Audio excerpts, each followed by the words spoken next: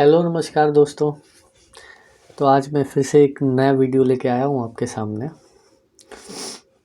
तो आज मैं आपको ये बताना चाहता हूँ अपने एंड से कि शेयर मार्केट में काम करने के जो वेरियस तरीके हैं, जो अलग अलग रास्ते हैं, वो बहुत सारे रास्ते हैं। तो उसमें जो कुछ प्रमुख रास्ते हैं, इतने अनगिनत रास्ते हैं कि मैं सब एक्सप्लेन नहीं कर सकता आपके सामने, लेकिन कुछ रास्ते जो मैं जानता हूँ वो मैं आपको ज़रूर बता सकता हूँ। तो शेयर मार्केट में काम करने के बेसिकली मैं आपको शुरू से बताता हूँ। पहले स्टार्टिंग में लोग कैश इक्विटी ट्रेडिंग में आते हैं। मतलब उस कैश ट्रेडिंग में क्या होता है कि आप सीधे किसी कंपनी के स्टॉक, मान लो आपकी एसबीआई के स्टॉक्स आप सीधे खरीद सकते हो। तो जब हम लोग कैश में काम करते हैं तो उसका मतलब, उसका सीधा ये मतलब होता है कि आपने कंपनी में कुछ हिस्सेदारी ली है। अगर आपने 10 स्टॉक लिए हैं तो वो 0.0000001 मतलब बहुत छोटी सी एक हिस्सेदारी आपने ली है। और अगर कंपनी के स्टॉक आगे बढ़ेंगे तो आपको फ़ायदा होगा, कंपनी के स्टॉक्स नीचे गिरेंगे तो आपको नुकसान होगा। चलिए, दूसरा तरीका है फ्यूचर्स। इसमें क्या होता है, हम लोग स्टॉक्स के फ्यूचर्स को खरीदते हैं और उसको बेचते हैं। फ्यूचर को आप उसको शॉर्ट भी कर सकते हैं और उसमें लॉन्ग भी हो सकते हैं। कैश मार्केट में आप सिर्फ एक दिन के लिए शॉर्ट कर सकते हैं। पहले वो था कि पहले मतलब काफ़ी 2014-15 के आसपास या 13 में ऐसा था कि आप कैश को भी शॉर्ट कर सकते हैं, लेकिन उसको कम्प्लीटली बंद कर दिया गया क्योंकि उस समय 7 टाइम्स मार्जिन्स थे तो लोग खुल के शॉर्ट किया करते थे। तो कैश में हम अब शॉर्ट नहीं कर सकते हैं, हमको फ्यूचर में शॉर्ट करना होगा।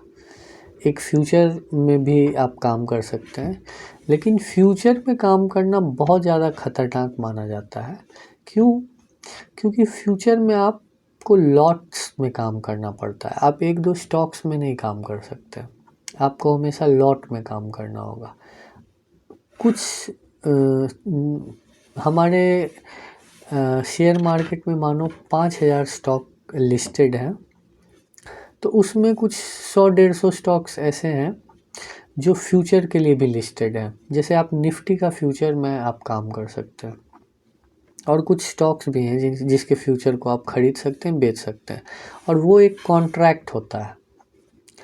ठीक है, ये तो बात हो गई फ्यूचर की। और उसमें काम करना खतरनाक इसलिए है क्योंकि उसमें हैवी क्वांटिटी में ही काम होता है। आप समझें, एक दो में काम ही नहीं होता है। जब भी आपको काम करना है तो आपको लॉट्स में काम करना होगा। मतलब उसमें मिनिमम स्टॉक का क्वांटिटी 1500, 2000, 1000 ऐसे काम करना होगा। तो अगर आप समझो कि आपने एसबीआई के एक लॉट में आपको काम करना है, तो एसबीआई का लॉट साइज़ कुछ 1500 के आसपास होगा समथिंग, और उसका एक स्टॉक की कीमत है 600 रुपया। तो 600 गुना 15, 9 लाख रुपया हो जाता है। 600 गुना 1500 अगर आप करोगे तो तकरीबन वो 9 लाख, 9.5 लाख के आसपास होगा। अब चूंकि आपके पास 6 लाख रुपए नहीं है तो आप ब्रोकर को एक टोकन अमाउंट देते हैं। मतलब 3-4 लाख में आप 50% में आप उसमें काम कर सकते हैं। मतलब आपके पास मिनिमम 4-4.5 लाख का कैपिटल होगा, तब आप उसके एक लॉट में काम कर सकते हैं एसबीआई के। और चूंकि फ्यूचर में एक लॉट में काम होता है, तो जब भी स्टॉक प्राइस का ही वो डेरिवेटिव हुआ, स्टॉक प्राइस से वो डिराइव होके निकला है।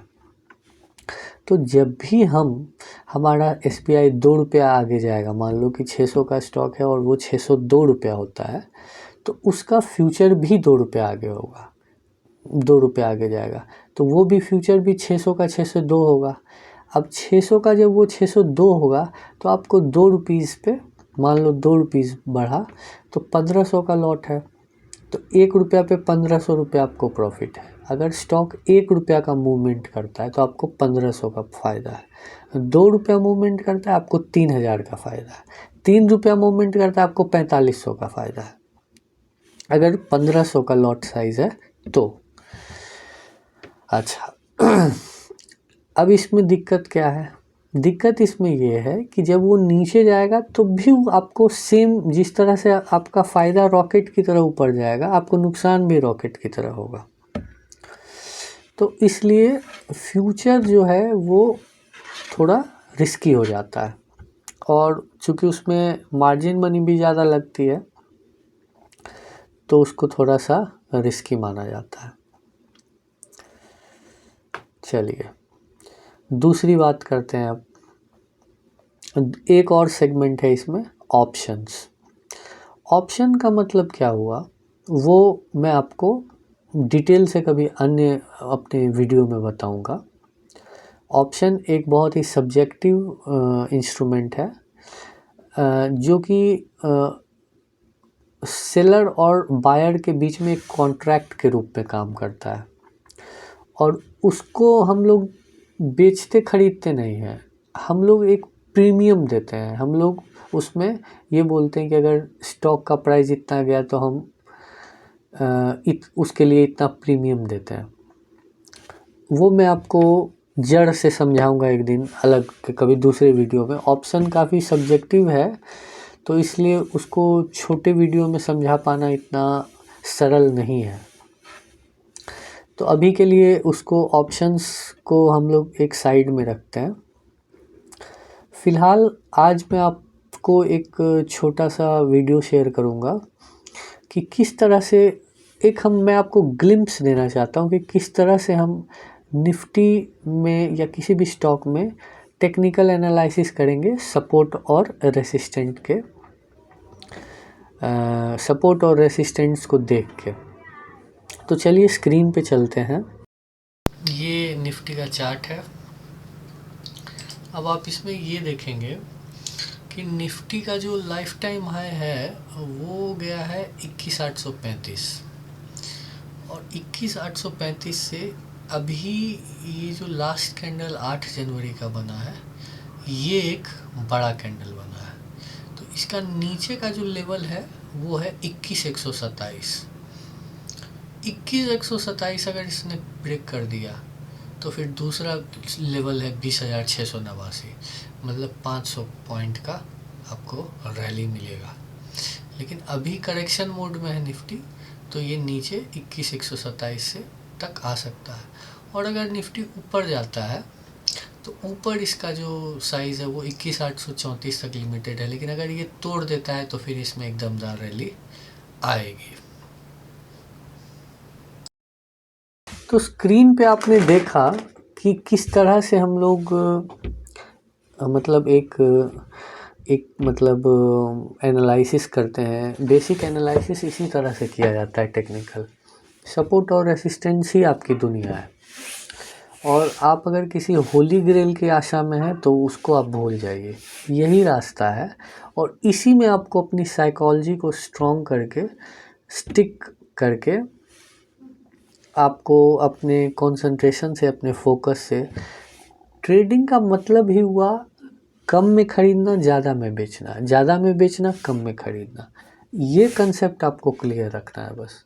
और आपको ये ध्यान रखना है कि अगर आपको लॉसेस हो रहे हैं लगातार ट्रेडिंग में तो आपको क्विट कर देना चाहिए। आपके लिए वो चीज़ बनी नहीं है, या तो आप में अभी सीखने की कमी है, अभी आपको और सीखने की ज़रूरत है।